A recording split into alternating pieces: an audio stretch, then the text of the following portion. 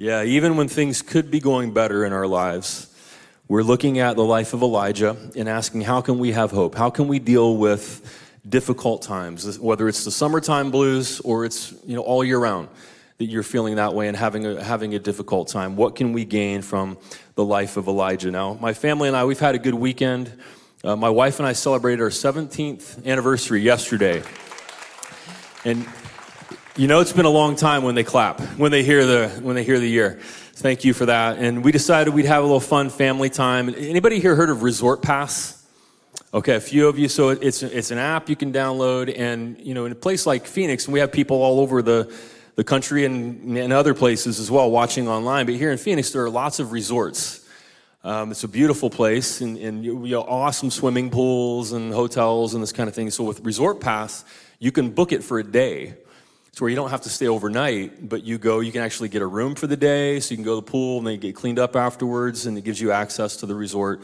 So we did that up in Scottsdale, a beautiful resort up there, spent the day up there. And, we had sunscreen with us, and you're going to be at the pool for all day long. And when we got up there, it's a spray kind of sunscreen. And the spray kind of came out, but I don't know if this is right. Is this the sunscreen, or is this like the propellant, when you spray, like what's going on here exactly? So we all sprayed ourselves down and got all covered up. And it turns out, we were not getting the sunscreen out of the can. So we all look like lobsters today. I've got a nasty sunburn. No taps in the back, please. No pats in the back after the service. And we're aloe lotion and Lubriderm, and we're trying to nurture sunburns here. But we had a good time, good family time, just getting away, kind of a mental health day. Anybody realize the importance of a mental health day and getting away occasionally, and just being able to recalibrate? And so it was a good weekend for us, and it really goes along with some of the things we're talking about in this series. We're living in a time that tempts us, many of us, to be discouraged or to feel the blahs, to feel anxiety. We're living in a time that challenges mental health. And again, for you, it may not be just this particular time we're living in. Maybe that's an ongoing struggle for you. And in this series, we've been looking at the life of this Old Testament prophet, Elijah, who's really a hero of faith in the Bible. Jesus gets compared to Elijah. John the Baptist gets compared to Elijah. He's kind of a superhero figure in the Old Testament. And as you read his story, it becomes clear, like from our modern perspective, it's pretty obvious this guy struggled with depression. And he's not the only prophet in the Old Testament. Jeremiah, it's often thought, struggled with depression. Elijah is on this emotional roller coaster throughout 1st and 2nd Kings, the Old Testament books. But the lows are really low. It's like his highs aren't that high, but the lows are really low. And so you see this, among the foreign aspects of the story and the kind of the Bible aspects and miraculous things happening and God speaking, and there's fire from heaven and all this kind of thing. But at the same time, there's this really realistic view of a human being living in a difficult time, knowing deep in his heart that he needed to speak truth to power. And it was easy to be discouraged. And he was trying to plug in and make a difference with his life. And you can see the highs and the lows in his life. And I think all of us can identify with that. And so in week 1, we saw that what happened was, what caused him to be, to speak out, was that there were new political leaders who took over his country. Ahab and, help me out, Jezebel. And they took over as the king and queen in Israel. And the Bible in more than one place calls Ahab the worst king in Israel's history, the worst they ever had. And his wife was from what is now Lebanon, north of Israel. She worshiped a different God than the people of Israel. And it's not just about religion and my God can beat up your God and so on. We're talking about values, talking about culture. And what happens when the religion is used by political leaders in a way that benefits them. Somebody said, yeah, I know, right? You imagine that. And so Elijah sees this happening in his country. It's different, it's new, it's different this time. It's not business as usual. And all of the sudden, out of nowhere, we're introduced to Elijah. And we're just left to assume he came to a place in his life where he just had to speak out. And because of that, he was on the bad list with Ahab and Jezebel, and so he had to go into hiding. But God provided for Elijah in unexpected ways. God provided community for Elijah. God showed that God is on the side of the vulnerable, like the widow and her son who God works through to care for Elijah, and vice versa. And then on week 2, we read the famous story of Elijah and this standoff with the prophets of this god, the Jezebel worship, named Baal or Baal, you've heard before, and there's fire from heaven. And then right after that, this amazing, miraculous victory, Elijah goes down and he plummets into this low point in his life, and an angel, makes food for him and reminds him that he needs to eat and drink water and get physical movement and sleep, that he's human, that he's burning the candle at both ends, that he can't sustain this pace, right, of speaking out against what he's seeing in his country. And so, we speak out, but then we also do it in a sustainable way. And then last week, Elijah hit another low, and we talked about what to do when God seems distant or perhaps non-existent. Like, God, where are you when these terrible things are happening? Why aren't you doing something? Or maybe it's something personal in your life when you've been praying for something and things just don't change, and there doesn't seem to be the answer that you wish for. And we saw this just amazing passage that doesn't get taught the way that the original Hebrew puts it. Often in church, where God speaks through the still small voice, right? But that's not what the Hebrew says. Last week we talked about what it actually says. That God, quote unquote, spoke to Elijah through the voice of silence. And how when you feel like God is not speaking to you, perhaps God still is. But it comes through practice of seeking guidance. And remember that funnel last week, that whatever that thing would look like, a urinal more than a funnel, I think, that I had up here. But that knowing God's will starts wide at the top. So many things can go in there, and then all of a sudden, things rattle around and bounce around, spin around. All of a sudden, something comes out. Over time, though, right? And maybe it was like that for Elijah, hearing from God when you think God is silent. Maybe it's the same for us. And then Elijah left that mountain with the voice of silence, but having clear action points in his own mind. So today we're going to talk about how Elijah went ahead and he took action of what he heard from the voice of silence, and then how his story ended, and how Ahab's story ended, and how Jezebel's story ended, and seeing how knowing the end of the story can help you to have hope when you're tempted to give up hope, whether it's current events or whether it's personal issues that you're struggling with. If through the eyes of faith you could see, wait a second, the end of Elijah's story turned out way differently than what he thought it would. At the end, things look way differently than what he thought when he was at his lowest points, and the same can be true for you and me. So we're going to start by reading this scripture from 1 Kings chapter 21. This is something that Ahab and Jezebel did that became the final straw for God. Elijah makes that clear later in the passage, but this is something that they did to one of their subjects in their kingdom. The way they treated him, and of course the way they treated other people. They persecuted people, they were violent, they rounded people up in the streets, they falsely accused people, they stole property from people. But this was like the final straw.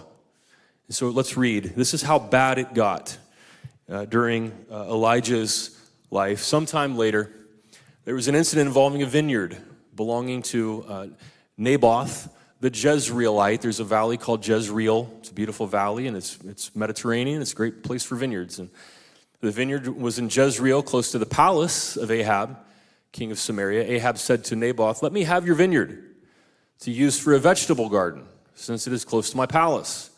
In exchange, I will give you a better vineyard, or if you prefer, I will pay you whatever it is worth." Now, that sounds good at first, but Naboth replied, "The Lord forbid that I should give you the inheritance of my ancestors." He says it that way because the Old Testament makes it clear you're not to sell the land of your ancestors.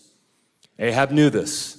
So it sounds like he's making a deal, but he's really not. He's trying to get Naboth to do something that Naboth believes is wrong in his own religion, in his own values, in his culture.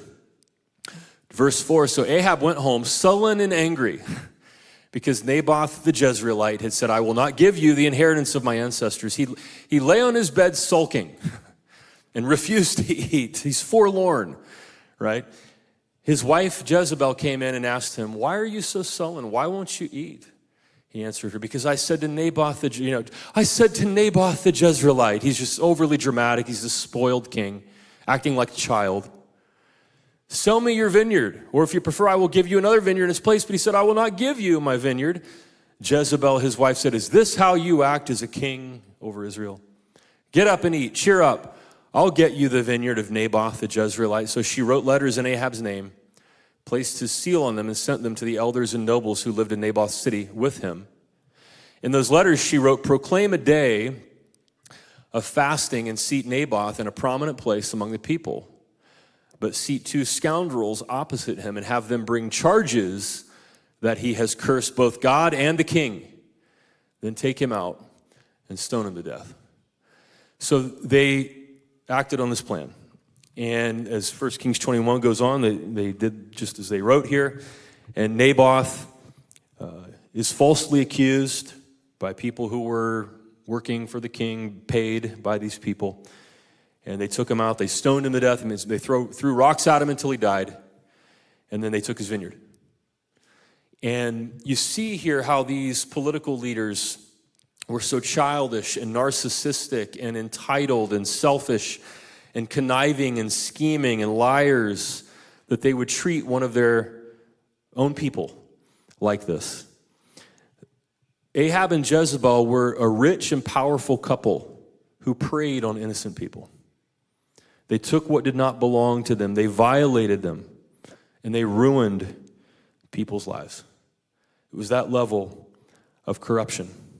And when you see people like that seemingly get away with what they've done, it just does something to you, doesn't it? If you want to talk about being tempted to be discouraged or depressed or to despair, you see that kind of injustice and they get away with it. And it's just something inside that just, And really what I think that is grief. We may not think of it like that, but it's like grief that this happens and that people can get away with this. And it's the disgust at injustice and how selfish, powerful people can seemingly be above the law. And it's just discouraging. And people who act like this, they're wannabe dictators, or they just take advantage of other people. They spread lies, they spread propaganda, they make false accusations, they use violence to control people, they steal from others, they come up with schemes and conspiracies, all to enrich themselves and increase their power. Right after this happens, Elijah confronts Ahab. And in this powerful moment with Ahab, Elijah basically says to him, you're going to live for a little bit longer, but your fate is sealed. God's had enough of you. It's over. It's over. It's a matter of time. Set your watch. And Ahab is actually cut to the heart. He believes it. Of course, he's selfish and he wants to save his own hide. But Elijah says to him, for you and Jezebel, just set your watch now. It's over. It doesn't look like it right now, but what's happening is behind the scenes, God has had enough of you. This is the final straw, and this is the beginning of the end. And it's this moment where, okay, you feel the somber moment, you feel the gravitas of that from a spiritual perspective, that you can tell this is the beginning of the end. Something shifted here. This isn't going to be swept under the rug or covered up. The truth is going to come out. It's the beginning of the end. You can feel that, but it's not quite yet. Naboth, we think, died around 855 BC, and then you're getting closer, right, to the birth of Christ, so you count down. Ahab's death was a couple years later. So 2 more years, Ahab lived and ruled like this, being the same corrupt king. For 2 more years. 2 years may not sound like a long time, but actually some of you are like, no, I get it. 2 years is a long time. He lived for 2 more years.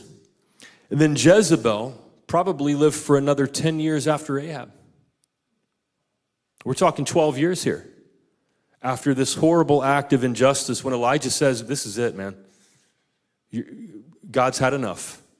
This is the beginning of the end. Ahab was around 2 more years. Jezebel, perhaps 12 more years. And again, it can be discouraging. It can tempt you to despair when you're in that in-between time, when you don't see the end, right? And you're just seeing the corruption, and you're seeing the terrible thing, or you're in a place in your life where you just wish things would change. It could be a health crisis. It could be a job situation. It could be a marriage situation. Anything, right? You're in the in-between time. And that's where Elijah was for that 2 years and that 12 years. Last year, NPR ran a story called Expert on Dictators Warns, Don't Lose Hope. That's what they want. July 23rd, 2024. They interviewed Pulitzer Prize-winning journalist Anne Applebaum, who authored a book entitled Autocracy Incorporated, The Dictators Who Want to Run the World. And her book is about how corrupt people operate. Now, this could be the leader of a country. It could be somebody who's in your company. I mean, it could be somebody in your family who operates like this. Maybe you've been hurt deeply by somebody close to you. They're not a world leader, but they act like this. They're dictatorial, right? They're oppressive, right? They're abusive. They lie. They hurt you, right? They take from you. It doesn't have to be a world leader, right? And that's who she's referring to, but it doesn't have to be like that. And so she says that people who act like this, they want you to lose hope. Because what happens if you lose hope? You give up. You give up the power that you don't realize you have, the autonomy that you don't realize you have, and you let them just go ahead and enact their agenda and just take over. And so they quoted Applebaum here. Looking forward, Applebaum says she hopes her book helps re-engage people who may have become cynical by the political process. What the autocrats, whether they're in American politics or in Russian politics or in Chinese politics, what they want is for you to be disengaged. They want you to drop out, she says. I want people to be convinced that ideas matter, that we're going to have to defend and protect our political system if we want to keep it. That's a powerful quote, isn't it? And it's true, no matter where you live or what time you live in. It's also true in your personal life. If you have people like this in your life, you might be thinking of the leader of a country when I read that quote, or it could be somebody else in your life. You're going to have to defend and protect your family system or your work system or your friendship system or whatever it is if you want to keep it. The number one priority that you have to keep in mind is don't lose hope. Don't give up hope. Don't relinquish hope, thinking that nothing can ever change and these people are going to win, people like Ahab and Jezebel, and there's nothing I can do. Don't give up hope. Now, knowing the end of Elijah's story can encourage you and motivate you to not lose hope, right? Now, this was a tough week for celebrity deaths, correct? I mean, think about all the people we lost. If you kind of grew up in the 80s and 90s, and man, this was a tough week. So we lost Malcolm Jamal Warner, who was Theo Huxtable in The Cosby Show, and then Ozzy, and then Hulk Hogan all the same week. I think there was a jazz musician with the last name Mangione who passed away as well. And so this was a tough week for celebrity deaths. If you're a celebrity, just wrap yourself in bubble wrap right now, right? Just go home, don't go anywhere. It's a strange feeling when icons of your childhood begin passing away, isn't it? And you know, I remember all these guys when I was a kid. Of course, I remember, you know, Theo Huxtable and you know, Hulk Hogan was like a childhood hero of mine. I remember him body slamming Andre the Giant at WrestleMania, and I probably tried to tear a shirt off, you know, a time or two, and didn't quite work the way it did for him. And you know, and you would say, I guess over the years, his legacy became a little more complex, all right? We could say it like that. And then in the strict conservative Christian home that I grew up in, Ozzy Osbourne was like the spawn of Satan. I don't know if any of you grew up the way that I did. Well, I know some of you did, and he was just the epitome of evil, in my household.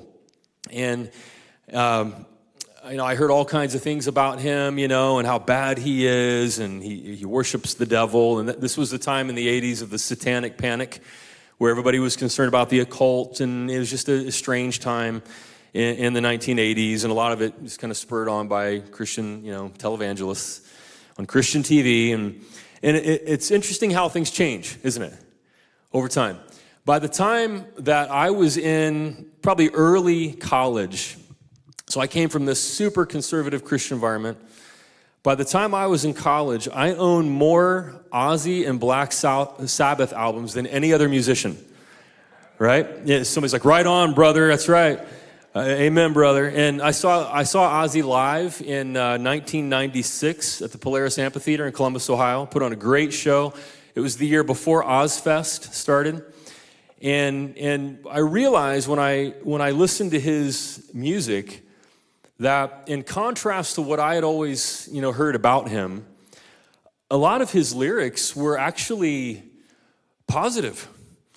And folks who don't listen to his music probably would have no idea about that. But, he wrote, lyrics about struggling with mental illness, songs like Paranoid or Crazy Train. And avoiding temptations of substance abuse. There was a song called Suicide Solution that he wrote in the early 1980s. And it was about how alcoholism will slowly kill you. But there are people saying that he was trying to tempt people to kill themselves. But you listen to the song, you're like, it's the opposite message. It's a good message. Like, get away from stuff that'll kill you. And he wrote songs about coping with grief. There's a song called Changes, or a song called See You on the Other Side. And there's spiritual songs. There's one called I Don't Know. It's one of the early heavy metal songs with his guitarist Randy Rhoads. And there were songs that could have almost been Christian rock at times.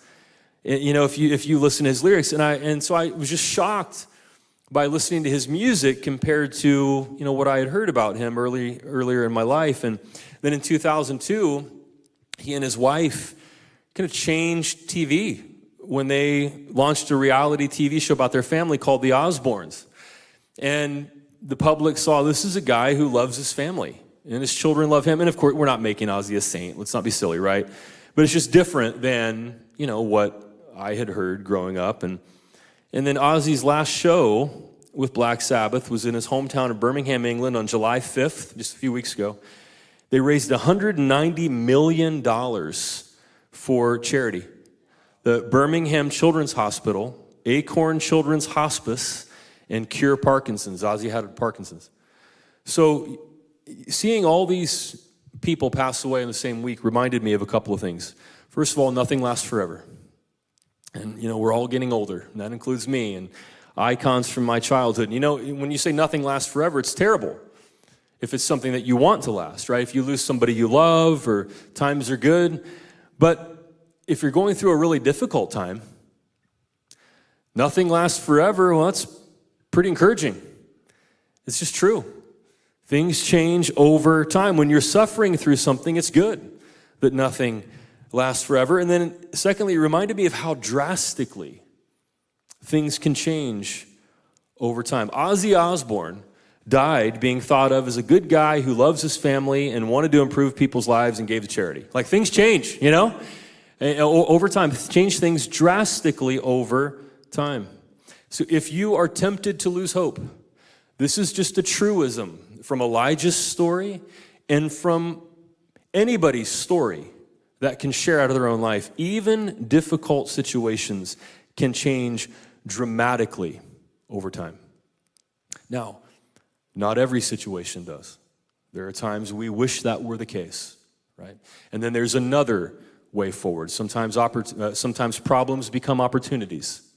Sometimes it takes a new way of looking at life.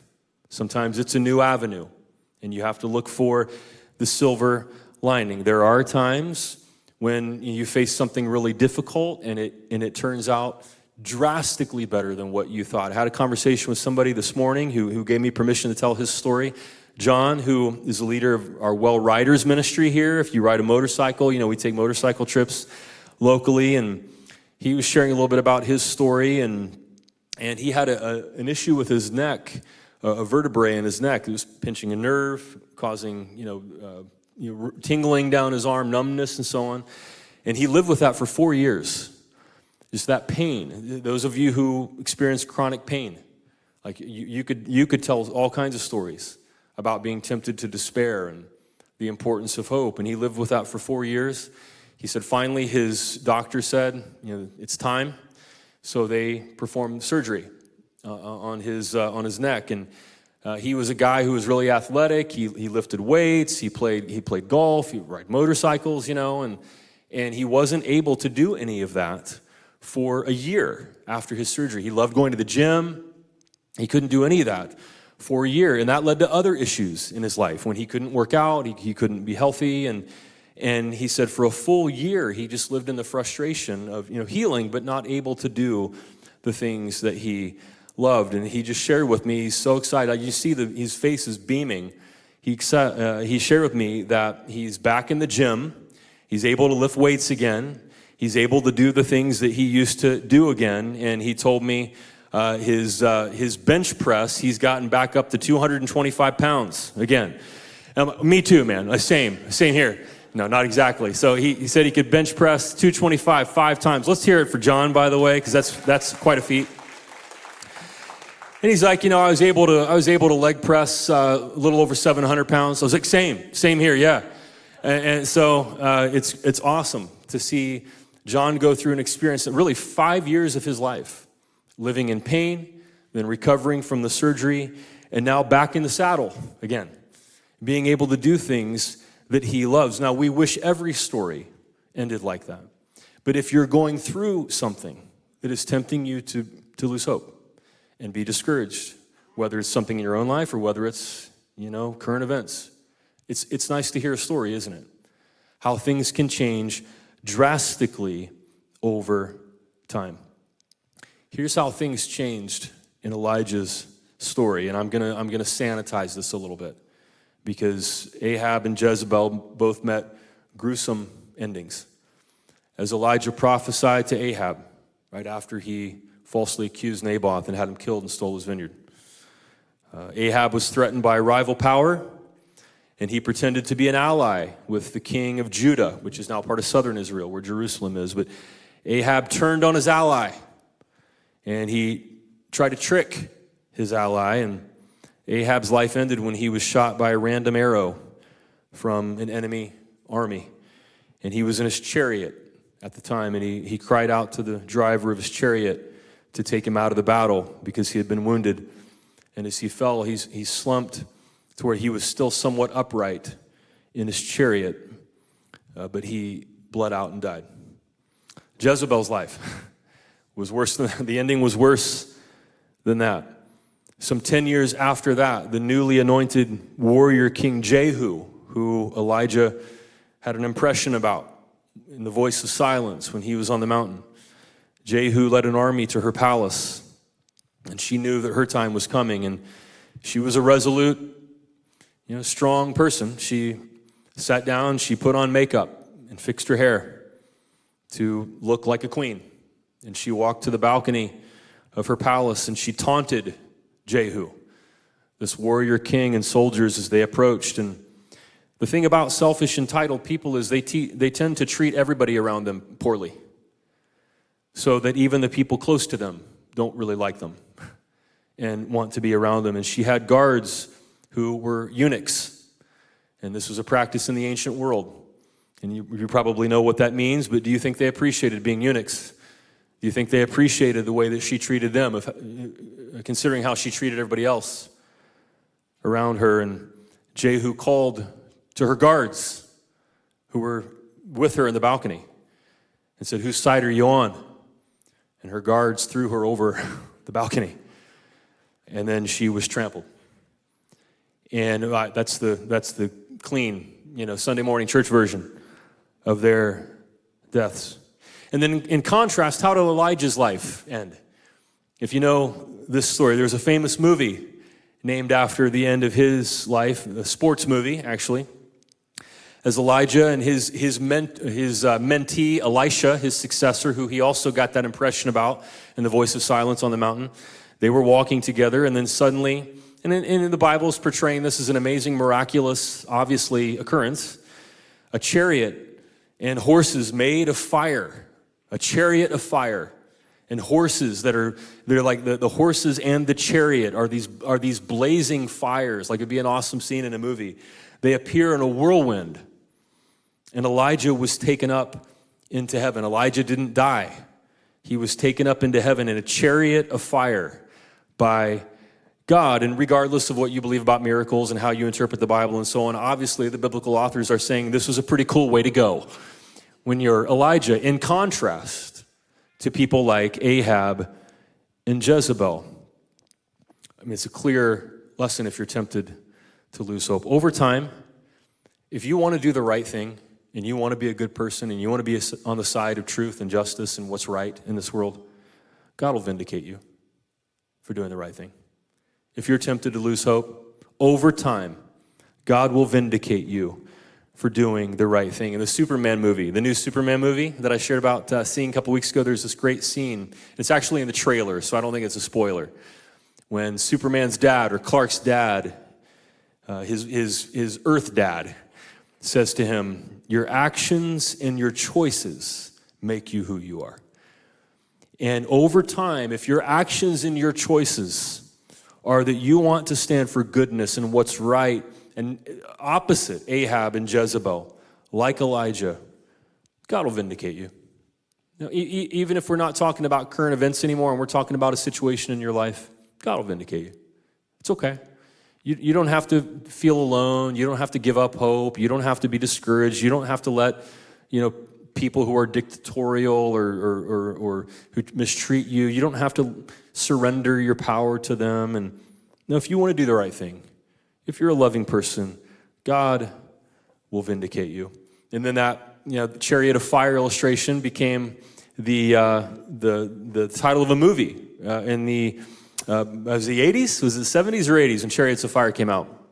In the 80s, it was about athletes in the 1924 Olympics who run along, and you can hear that dun dun dun dun dun dun, the Chariots of Fire song. And so that metaphor has inspired people throughout the ages. Now, that's a great time for a shameless plug on a new series about sports. So we're starting next week, August 3rd, already August. We're going to start a new 5-week series called The Game, Life Lessons from Sports. And some of you are hardcore into sports, some of you not so much, but even those who aren't know that there are a lot of life lessons that you can gain from sports. I started to write this series in my mind while I was watching my youngest son play baseball, and was thinking about, I'm a dad coach on that team, and my oldest son plays volleyball and so on, and I've seen the lessons they've learned from sports about life. And so we're going to talk about some of the lessons that we can learn, of course, and how they intersect with teaching in the Bible. We don't preach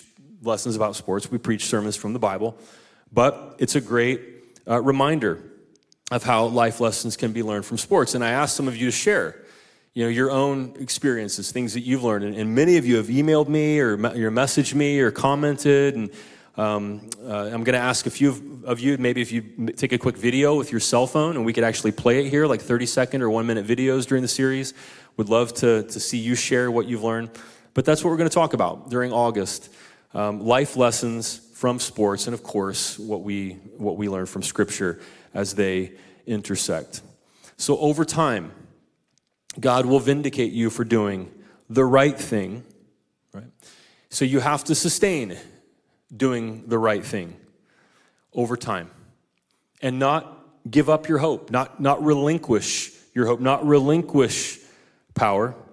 And there's an author named Christopher Ojeda, who wrote a book called The Sad Citizen: How Politics is Depressing and Why It Matters.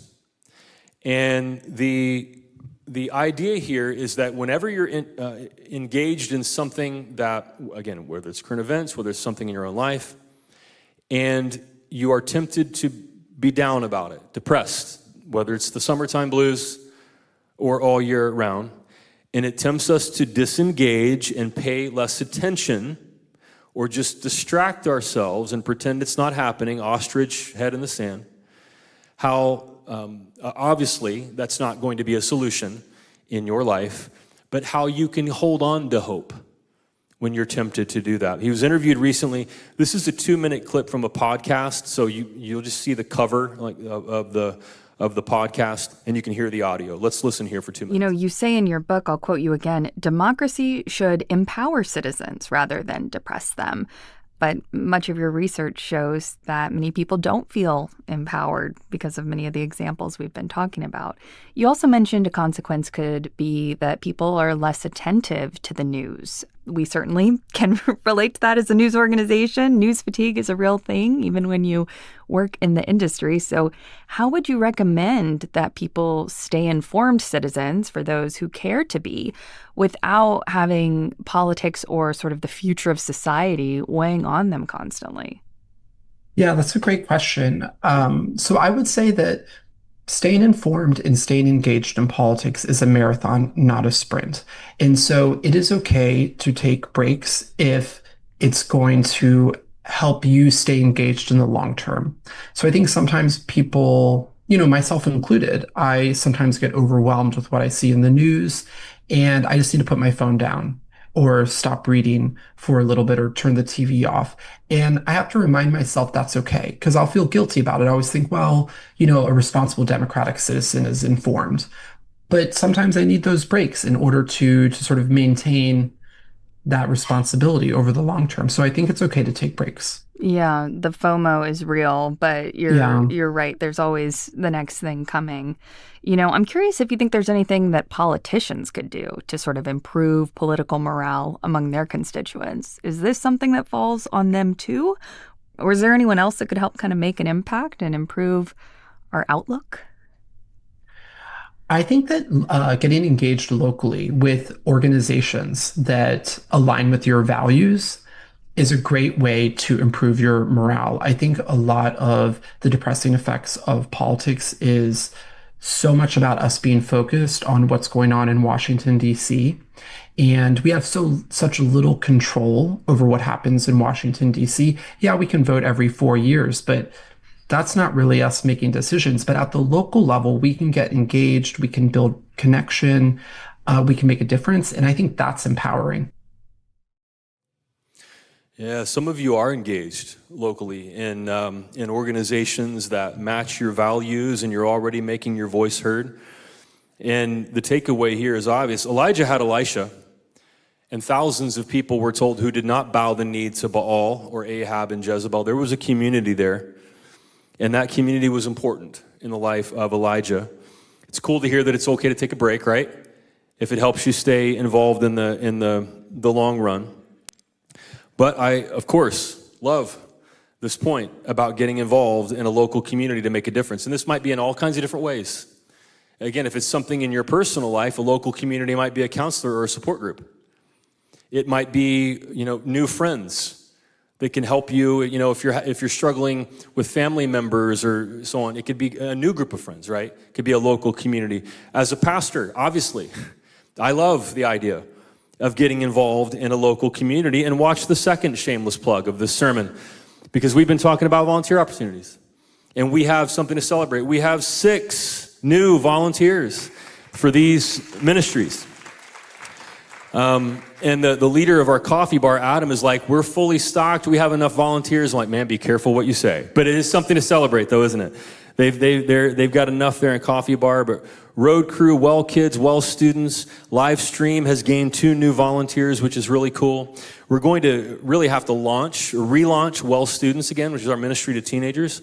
But still, if you have a soft spot in your heart for what you see here, Well Kids, being a teacher and assistant, or Well Students, same thing, teacher, assistant, chaperone, right, mentor, we would love to have you on board. Road Crew, who sets up and tears down equipment here. Please let us know. We have 6 new volunteers. That's awesome.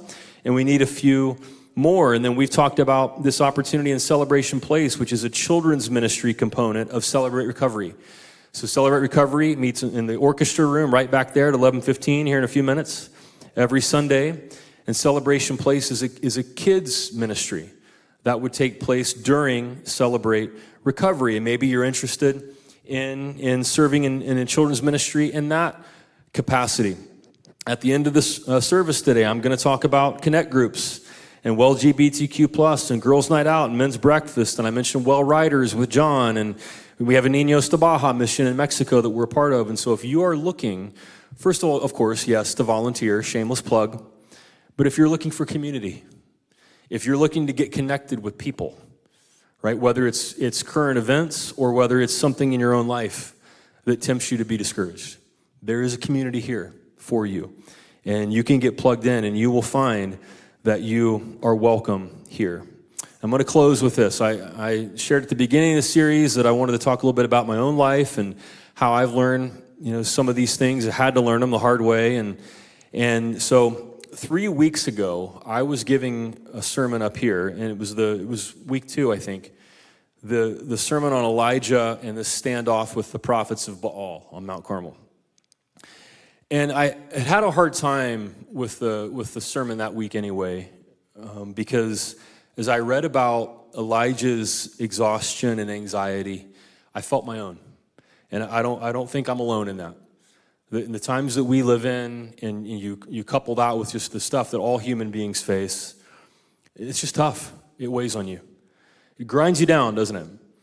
And I was working on that part of the sermon, and I was already, I could tell, like, I'm so tired of having to, I'm tired of hearing all this stuff. I'm tired that we have to all go through all of this. I'm tired of having to talk about it. I'm tired of thinking about how it's going to affect my kids and their future. And then I got up here giving the sermon, and somewhere about halfway through the message, it just hit me all over again. I am so tired of all this. Am I alone in that? I don't think so. I'm just so tired of all of it. It's exhausting. And it was about halfway through the sermon, and it just hit me. And I remember being up here, and what I should have done was I should have kind of had a moment like that where I just said what I just did. And I didn't, and I just kind of plowed through it. And just kind of finished up the message, and I left thinking, man, I probably let these people down. I was probably too somber. And at the same time, like, I have to do something. Like, we all, none of us can continue living like this all the time. There's a breaking point. And I am of the opinion that we're living in a national emergency. And it's hard. It's hard to get up here and talk and not make it all about that all the time. To try to talk about, quote unquote, normal things too, right? That apply to all people, especially when you're trying to plan sermon series and connect groups and all that kind of thing. And thank God for the timing or whatever it was. We had a vacation coming up as a family when my youngest son got invited to play in a baseball tournament out in Orange County. And so got a chance to get away and see how the other half live in Newport Beach. Holy cow, oh my goodness. Amazing place, beautiful place. And just got to think, to decompress, like Elijah. When the angel appeared to Elijah and said, here, have some bread, drink some water, get some sleep. And occasionally, I think for those of us, here in America, that means take a vacation. Take a mental health day. Take a day off just because.